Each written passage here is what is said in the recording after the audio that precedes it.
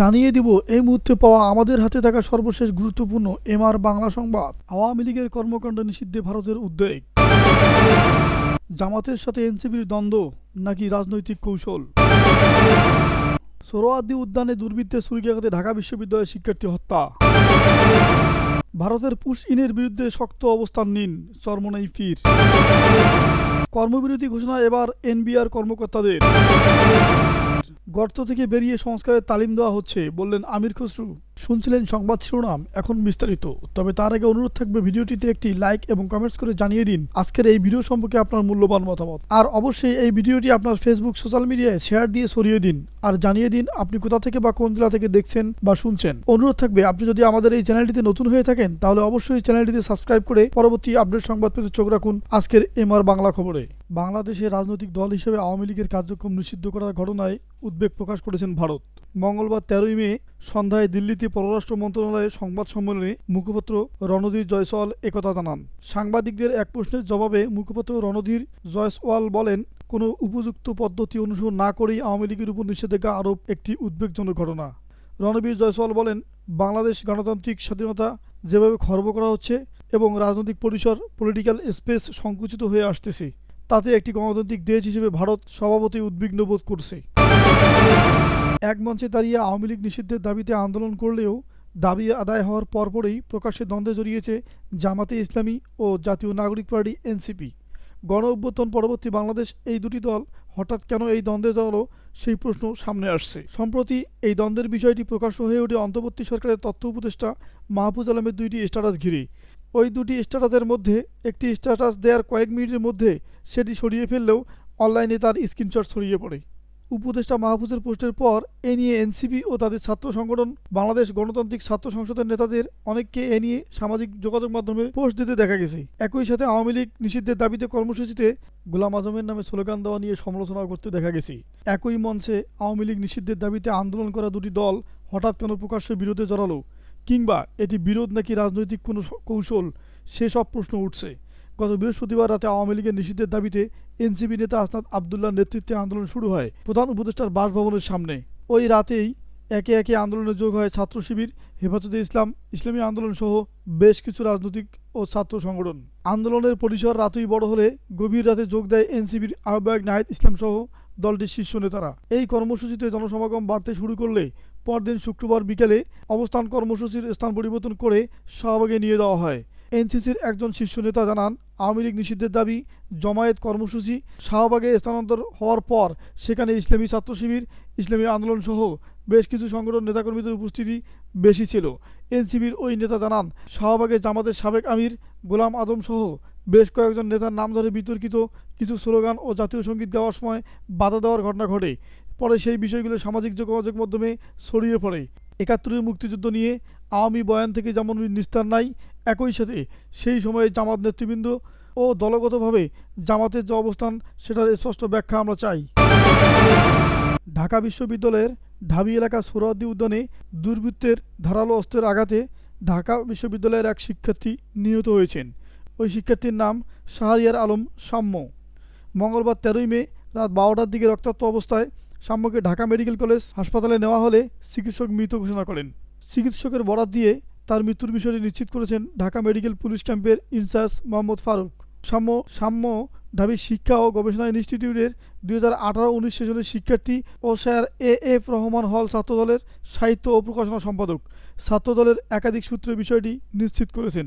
তিনি সিরাজগঞ্জের উল্লাপাড়া উপজেলার বাসিন্দা ফখরুল আলমের ছেলে।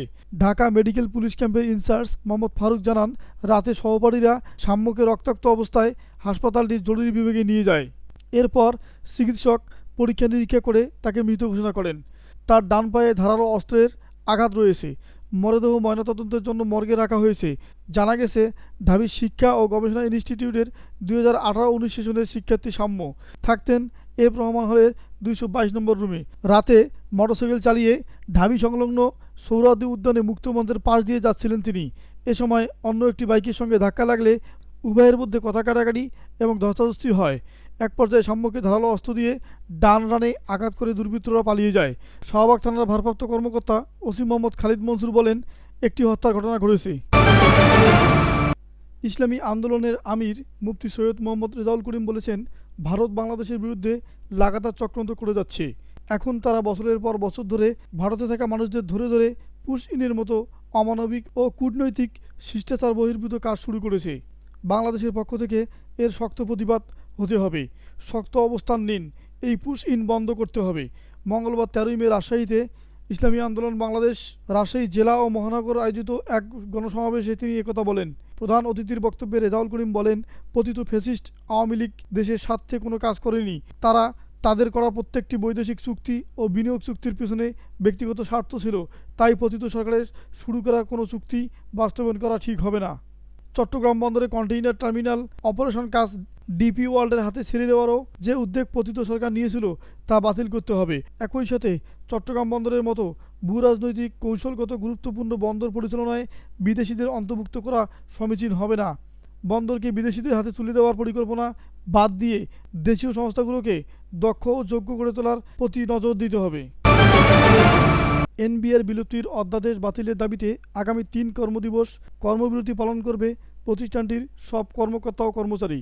বুধবার 13ই মে রাজধানীর আগারগাঁয়ে এনবিআর ভবনের সামনে এনবিআর সংস্কার ঐক্য পরিষদের ব্যানারে এ ঘোষণা দেন প্রতিষ্ঠানটির কর্মকর্তারা। রাজস্ব সংস্কার বিষয়ক পরামর্শ কমিটির প্রতিবেদনকে বৃদ্ধাঙ্গুলি দেখিয়ে রাতের আধারে অধ্যাদেশ জারির প্রতিবাদে অবস্থান কর্মসূচি পালন করে প্রতিষ্ঠানটির সকল স্তরের কর্মীরা। বিএনপির স্থায়ী কমিটির সদস্য আমির খসরু মোহাম্মদ চৌধুরী বলেছেন, এখন যারা বড় বড় কথা বলছে, সংস্কারের কথা বলছে, আন্দোলনে তাদের বেশিরভাগ চেহারা দেখি নাই। এদের অনেকে রাস্তায় ছিল না। যখন শেখ হাসিনার চাপ তাদের উপর গেছে তখন তারা গর্তে ঢুকে গিয়েছিল। এখন তারা গর্ত থেকে বের হয়ে আমাদের সংস্কারের তালিম দিচ্ছে। জামাতের প্রতীক বাতিলের বিষয়টি আপিল মামলার বিষয়বস্তু নয়। বাংলাদেশ জামাতি ইসলামীর দলীয় প্রতীক দাঁড়িপাল্লা বাতিলের বিষয়টি দলটির নিবন্ধন বাতিলের বিরুদ্ধে করা আপিলের মামলার বিষয়বস্তু নয়। প্রতীক বাতিলের বিষয়টি ছিল সুপ্রিম কোর্টের ফুল কোর্ট সভার সিদ্ধান্ত। ফুল কোর্ট সভার সিদ্ধান্ত অনুযায়ী নির্বাচন কমিশন প্রতীক বাতিল করে গেজেট জারি করে। ন্যায় বিচারের স্বার্থে সংবিধানের 104 অনুচ্ছেদে প্রতীকী ফোরামের বিষয়টি বিবেচনার সুযোগ নেই। জামাতে ইসলামীর নিবন্ধন বাতিলের বিরুদ্ধে আপিল ও দলটির প্রতীক দাঁড়িপাল্লা ফেরানোর ব্যাপারে সর্বোচ্চ আদালতের শুনানি এমনই বক্তব্য এসেছে। প্রধান বিচারপতি ডক্টর সৈয়দ রেফাত আহমেদের নেতৃত্বাধীন আপিল বিভাগের 4 বিচারপতির বেঞ্চে এ শুনানি হয়। আজ বুধবার ফের এ বিষয়ে শুনানির কথা রয়েছে। আদালতে আপিল আবেদনের পক্ষে শুনানি করেছে সিনিয়র আইনজীবী হাসান এ সিদ্দিক। সঙ্গে ছিলেন আইনজীবী মোহাম্মদ শিশির মনির। ইসির পক্ষে শুনানি করেছেন আইনজীবী তহিদুল ইসলাম। ইসির আইনজীবী তহিদুল ইসলাম সাংবাদিকদের বলেন, শুনানিতে 2টি বিষয় এসেছে। নিবন্ধনের বৈধতা চ্যালেঞ্জ করে রিট আবেদনটি মেনটেনেবল গ্রহণযোগ্য কি না এবং রিট আবেদনটি প্রিমেসিউর কি না। আমরা বলেছি, জামাতকে সাময়িক নিবন্ধন দেওয়ার পরে যে আপত্তি আসে, অসামঞ্জস্যতা আসে, সেগুলোর তালিকা করে সেটা চূড়ান্ত করার আগেই, নির্বাচন কমিশনের সিদ্ধান্ত নেওয়ার আগেই হাইকোর্টে রিট করা হয়। হাইকোর্টে রুল ইস্যু করে যাচাই বাছাই প্রক্রিয়া শেষ হওয়ার আগেই হাইকোর্টের হস্তক্ষেপ করা ঠিক হয়নি। তখন হাইকোর্টের রায়ের আলোকে আমরা পদক্ষেপ নিয়েছিলাম। এখন আমরা আপিল বিভাগের রায়ের জন্য অপেক্ষা করছি। আপিল বিভাগে যা রায় হবে সেটাই বাস্তবায়ন করব। নজিরবিহীন ক্ষমতা দেখালেন সাবেকরা। গণ অভ্যুত্থানে স্বৈরাচার শেখ হাসিনা পতনের পরপরই জনপ্রশাসনে পদোন্নতি ও পদায়ন ঘিরে তুলকালাম কাণ্ড ঘটে। বিশেষ করে জেলা প্রশাসক ডিসি নিয়োগ নিয়ে কর্মকর্তাদের মধ্যে হাতাহাতি, মারামারি পর্যন্ত হয়েছিল। এবার অবসরপ্রাপ্ত কয়েকজন কর্মকর্তা জনপ্রশাসনে নজিরবিহীন ক্ষমতা দেখালেন। 5 জন সচিবের অপসারণ ও প্রশাসনের চুক্তিভিত্তিক নিয়োগ বন্ধের দাবি নিয়ে গতকাল মঙ্গলবার জনপ্রশাসন মন্ত্রণালয়ে নিয়োগ, পদোন্নতি ও প্রেষণ এপিডি অনুবিভাগের অতিরিক্ত সচিব এরফানুল হককে সারাদিন অবরুদ্ধ করে রাখেন তারা। হেনস্থার শিকার হয়েছেন ঊর্ধ্বতন নিয়োগ 1 শাখার উপসচিব জামিলা শবনমও। তাকে হেনস্থার পাশাপাশি তার মোবাইল ফোনও কেড়ে নেওয়ার অভিযোগ উঠে।